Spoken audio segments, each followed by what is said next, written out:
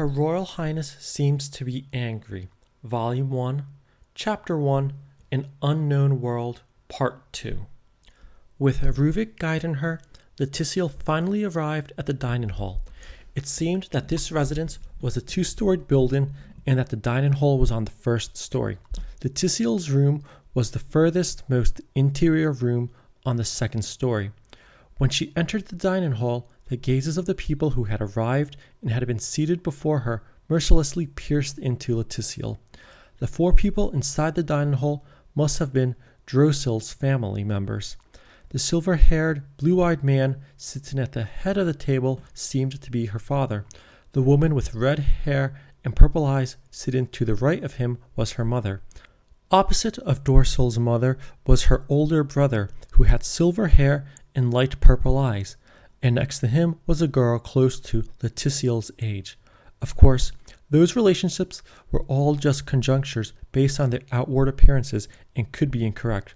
However, it would be resolved sooner or later. Leticiel's seat was the closest to the entrance.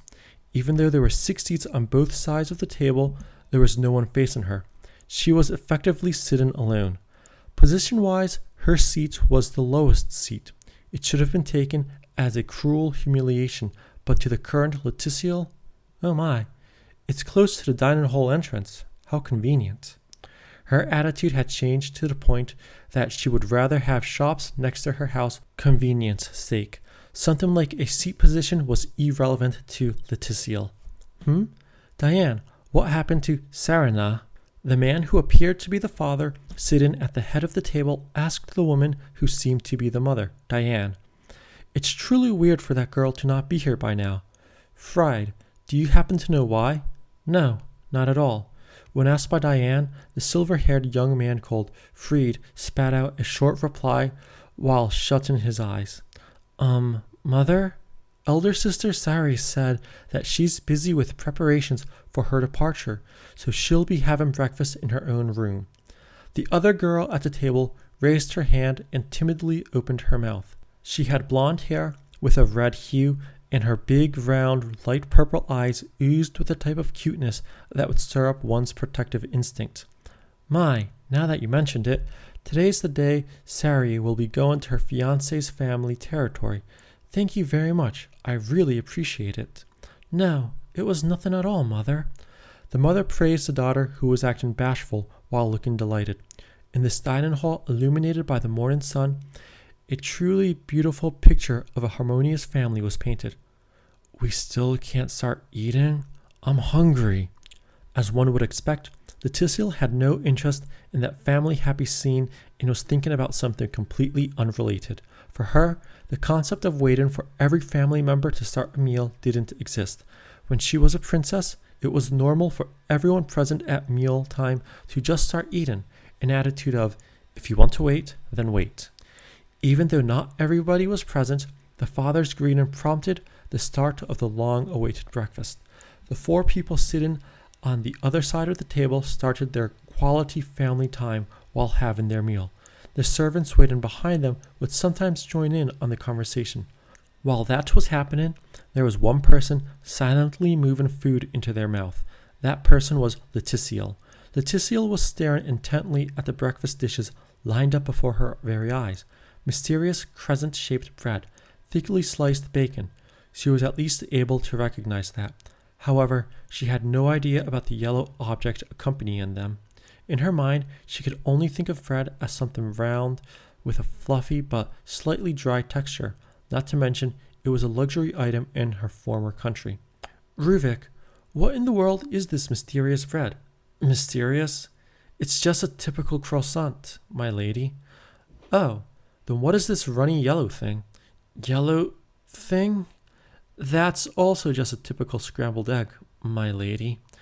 I see. Don't mind me. I only felt like asking you that.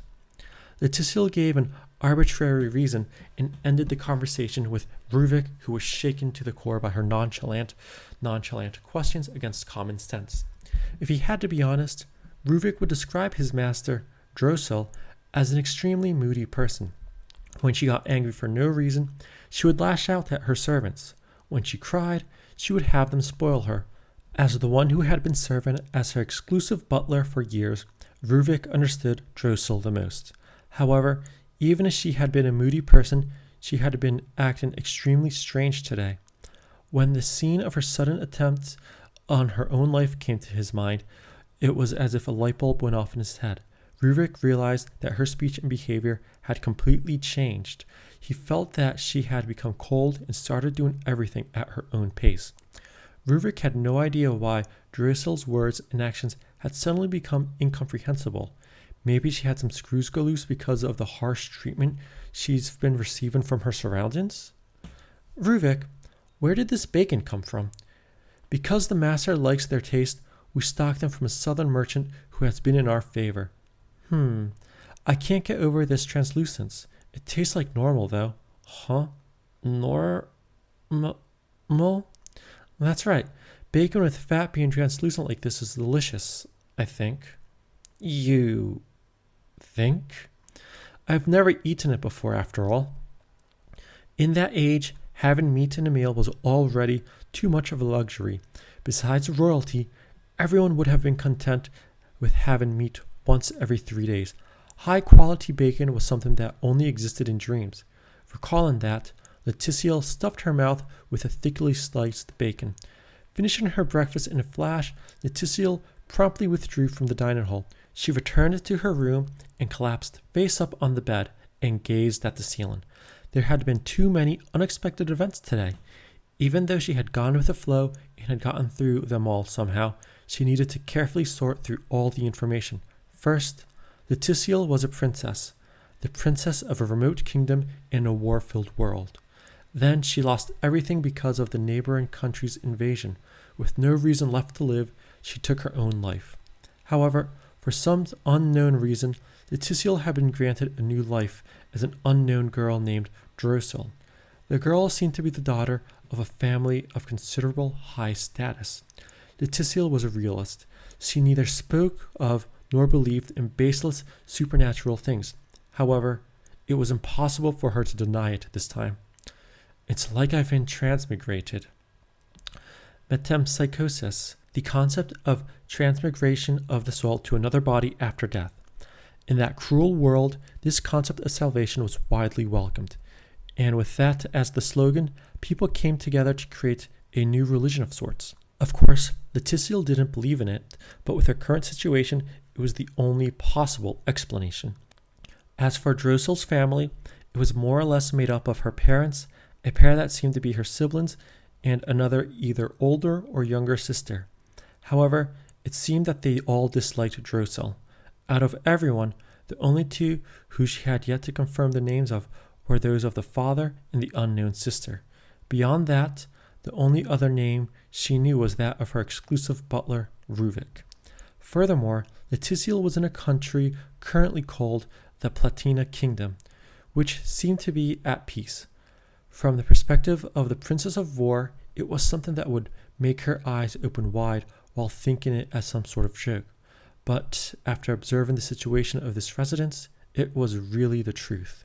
For Leticiel, it would have been ordinary for at least 3 reports relating to the disputes to be brought up during breakfast.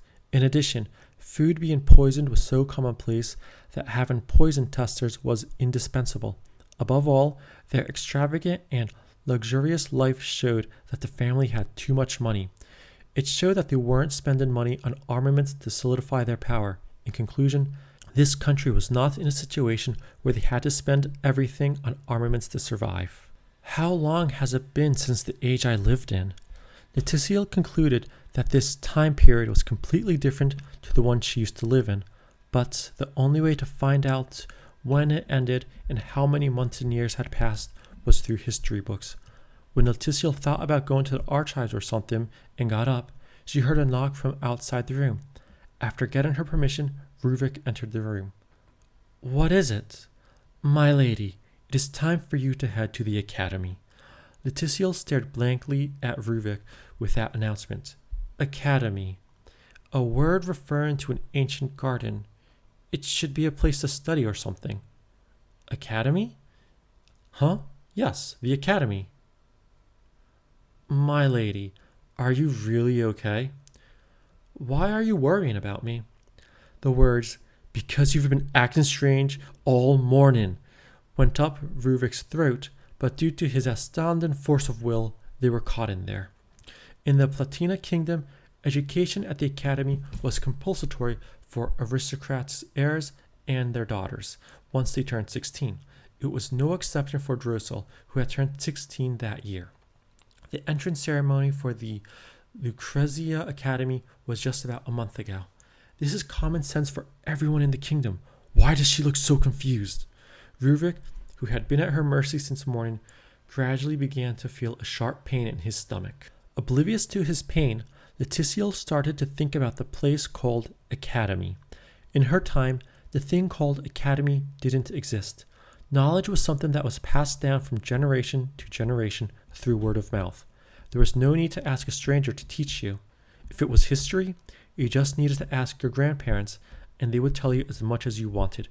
If it was the way to use Magecraft, you just needed to ask adults with more experience to go into detail, and you would be able to use it in the blink of an eye. Even etiquette, reading, writing, mathematics, everything else was just like that. Or rather, building a school and gathering the future of your country in a single place would be the same thing as telling your enemies, please kill them. Why does this country have an academy?